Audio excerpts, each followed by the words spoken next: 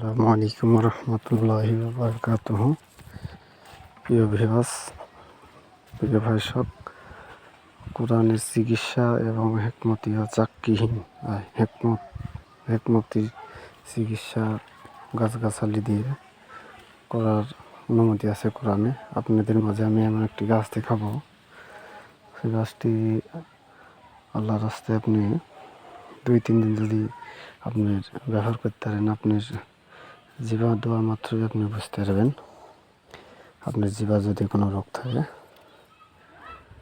এই যে গাছটি দেখা যাচ্ছে, এই গাছটি আপনার এই ফল এইভাবে ছিঁড়বেন,